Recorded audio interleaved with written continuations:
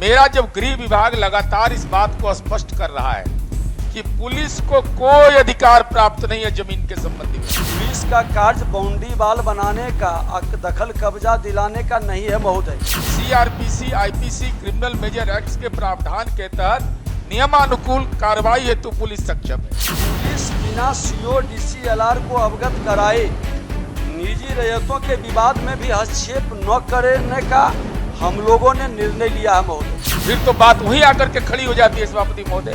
इसलिए मेरा अनुरोध होगा, माननीय उप मुख्यमंत्री जी इस दिशा में बहुत लगातार प्रयासरत है। नमस्कार, अब देखना शुरू कर चुके हैं लाइव फिटीज को। मेरा नाम अभिषेक है। जमीन के दाखिल खारिज, दाखिल कब्जे, तमाम चीजों को लेकर जेडीयू के एमएलसी नीरज कुमार ने बड़ा सवाल उठाया, जिसका जवाब बिहार के उप मुख्यमंत्री और मंत्री जो हैं विजय सिन्हा, उन्होंने दिया है। क्या कुछ कहा है, पहले आप वो सुन लीजिए। आप स्वीकारात्मक कह रहे हैं गृह विभाग से जुड़ा हुआ, लेकिन जनहित याचिका CWJC संख्या 2290, इसी का दुरुपयोग हो रहा है सभापति महोदय। 1990 अरुण मुखर्जी बनाम सरकार में दिनांक 16/10/1998 को पारित आदेश में सरकारी भूमि से अतिक्रमण हटाने में स्थानीय पदाधिकारी, पुलिस पदाधिकारी को जिम्मेदार ठहराया गया है। उसके नीचे लिखा हुआ सभापति महोदय कि राजस्व संबंधी प्रावधानों के होते हुए आईपीसी, सीआरपीसी, हालांकि अब क्रिमिनल मेजर एक्ट हो गया वो सभापति महोदय, के प्रावधानों के तहत यथा आवश्यक नियमानुकूल कार्रवाई हेतु पुलिस सक्षम है।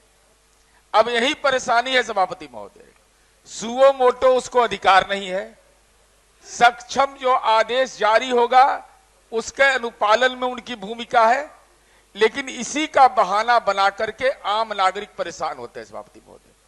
मेरा जब गृह विभाग लगातार इस बात को स्पष्ट कर रहा है कि पुलिस को कोई अधिकार प्राप्त नहीं है जमीन के संबंध में, कोई दखल कब्जा दिलाना इनका दायित्व तो नहीं है, तो ये जो अरुण मुखर्जी बनाम सरकार का जो ऑर्डर है सभापति महोदय, और जिसके आलोक में CrPC, IPC, criminal major act के प्रावधान के तहत नियमानुकूल कार्रवाई हेतु पुलिस सक्षम है, तो फिर तो बात वहीं आकर के खड़ी हो जाती है सभापति महोदय।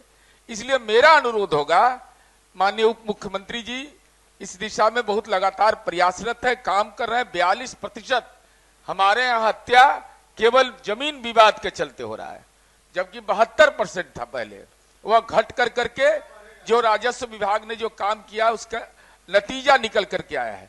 हम अनुरोध करेंगे कि गृह विभाग और भू राजस्व विभाग दोनों समन्वित रूप से इस पर कोई कार्यनीति बनाए, जिससे कि आम नागरिकों को परेशानी न हो। ठीक, सभापति महोदय, माननीय सदस्य ने जो सुझाव दिए महोदय, ठीक है, मैं इसे उनको बता दूं कि पुलिस का भूमि विवाद में हस्तक्षेप को जो उद्देश्य है महोदय, वो लॉ एंड ऑर्डर तक सिमटा है महोदय, जो माननीय सदस्य ने भी कहा। और मामले गृह विभाग की सहमति से ये है मामला, डीजीपी महोदय ने भी इस पर स्पष्ट किया है महोदय। पुलिस का कार्य बाउंड्री वाल बनाने का, दखल कब्जा दिलाने का नहीं है महोदय। हमारे राजस्व न्यायालय या पदाधिकारी महोदय जब उनसे सहयोग मांगेंगे तब वो जाएंगे महोदय, और पुलिस बिना सीओ डीसीएलआर को अवगत कराए निजी रैयतों के विवाद में भी हस्तक्षेप न करने का हम लोगों ने निर्णय लिया है महोदय। उससे विवाद बढ़ता है और कहीं न कहीं पुलिस को लठैत के रूप में लोग खड़ा कर लेता है। इसका गलत संदेश भी जाता है महोदय। और यह विधानमंडल से पारित बिहार भूमि विवाद निराकरण अधिनियम 2009, बिहार दाखिल खारिज अधिनियम 2011 दोनों के अनुरूप राजस्व पदाधिकारी के अनुरोध से ही पुलिस निजी भूमि विवाद स्थल पर जाने का प्रावधान है महोदय।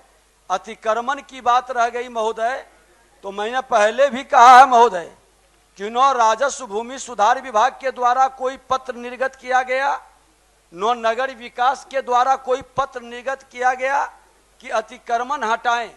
माननीय न्यायालय के पूर्व का जो आदेश है महोदय, उसके हिसाब से जिलाधिकारी अतिक्रमण हटाने में जिस विभाग के पदाधिकारी या पुलिस को लॉ एंड ऑर्डर मेंटेन करने के लिए एसडीओ के माध्यम से, अनुमंडल पदाधिकारी के माध्यम से महोदय उपयोग करते हैं, तो इस तरह के विवाद में जिम्मेवारी भी वो तय करने के लिए सक्षम प्राधिकार है।